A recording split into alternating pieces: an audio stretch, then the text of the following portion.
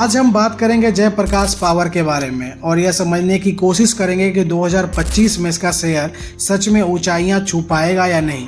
हम देखेंगे कि कौन कौन से फैक्टर इसे ऊपर खींच सकते हैं, कौन सी रुकावटें इसे रोक सकती है और साथ ही साथ उन स्पेसिफिक सिग्नल को भी समझेंगे जिन पर हर निवेशक और ट्रेडर की नज़र रहनी चाहिए।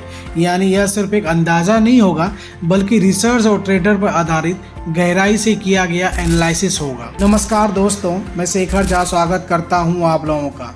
सबसे पहले एक अपडेट, हाल में ही कंपनी ने अपने मौजूदा बिना थर्मल पावर पॉइंट साइट पर 50 मेगावाट सोलर प्रोजेक्ट लगाने का प्रस्ताव बोर्ड में रखा है। अनुमानिक निवेश लगभग 300 करोड़। इस खबर के बाद शेयर में तेजी भी आई है।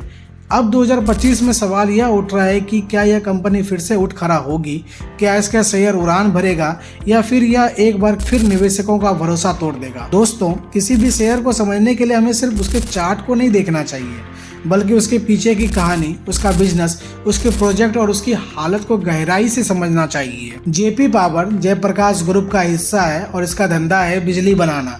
कभी थर्मल पावर पर इसका सबसे बड़ा भरोसा था, यानी कोयले से चलने वाले पावर प्लांट, उसके बाद हाइड्रो पावर यानी पानी से बिजली, और अब कंपनी धीरे धीरे ग्रीन एनर्जी यानी सोलर पावर की तरफ बढ़ रही है।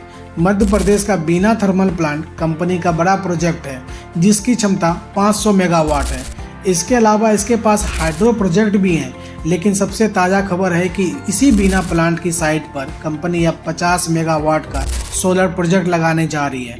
लगभग 300 करोड़ रुपए के निवेश से यह प्रोजेक्ट कंपनी की इमेज बदल सकता है और इसे ग्रीन एनर्जी की दौर में शामिल कर सकता है। लेकिन दोस्तों, हर कहानी के दो पहलू होते हैं। अगर हम कंपनी के हालिया नतीजे पर नज़र डालें तो तस्वीर उतनी मजबूत नहीं दिखती। 2025 में कंपनी का रेवेन्यू घटकर लगभग 5700 करोड़ रुपए रह गया, जो पिछले साल से करीब 20% कम है। प्रॉफिट भी घटकर करीब 800 करोड़ पर आ गया, यानी कि नतीजे कमज़ोर हैं। और सबसे बड़ा बोझ अब भी कंपनी के गले में पड़ा हुआ है, कर्ज का बोझ।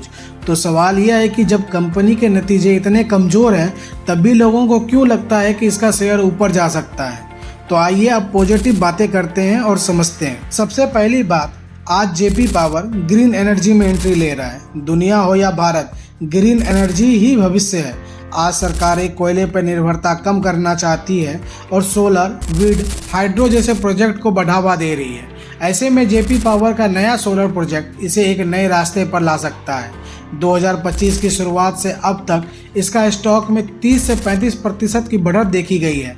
मतलब कि जरा सा भी पॉजिटिव खबर आता है तो स्टॉक तेज़ी से ऊपर भागता है और कई बार सर्किट तक लगता है। लेकिन सच तो यह है कि कंपनी का रेन्यूअल और प्रॉफिट दबाव में है। ऑपरेशनल कॉस्ट बढ़ रहा है, ब्याज का बोझ भारी है और डेबिट का दबाव कंपनी की बैलेंस शीट को कमज़ोर कर रहा है। और ऊपर से पावर सेक्टर की चुनौतियां भी अपने जगह पर हैं। तो अब सवाल उठता है कि निवेशक को इस स्टॉक को कैसे देखना चाहिए। अगर आप ट्रेडर हैं तो जयप्रकाश पावर आपके लिए जैकपॉट भी बन सकता है और खतरा भी, क्योंकि यह स्टॉक में अक्सर सर्किट लगता है। पॉजिटिव खबर आए तो तेज़ी से ऊपर और नेगेटिव खबर आए तो उतनी तेज़ी से नीचे। यानी शॉर्ट टर्म खेलने वालों के लिए यह रोमांचक स्टॉक है, लेकिन अगर आप लॉन्ग टर्म निवेशक हैं तो यह रिस्क बहुत बड़ा है। अगर कंपनी का टर्न अराउंड सफल रहा, अगर कंपनी डेबिट घटाने में कामयाब रही, अगर रिन्यूएबल प्रोजेक्ट समय पर पूरे हुए तो यह स्टॉक मल्टीबैगर भी बन सकता है।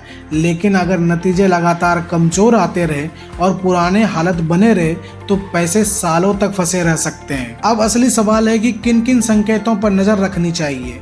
मेरे समझ से सबसे पहले आने वाले क्वार्टर के नतीजों पर, दूसरा डेबिट रिडक्शन पर, कंपनी अपने कर्ज को कितना कम करती है, तीसरा सोलर प्रोजेक्ट समय पर पूरा होता है या बीच में अटक जाता है, चौथा बड़े निवेशकों की हिस्सेदारी बढ़ती है या नहीं, और पांचवा टेक्निकल चार्ट, क्या स्टॉक रेजिस्टेंस लेवल तोड़ता है या सपोर्ट लेवल से नीचे फिसलता है। तो दोस्तों, अब आखिरी सवाल का जवाब देते हैं, क्या जेपी पावर का शेयर 2025 में बढ़ेगा?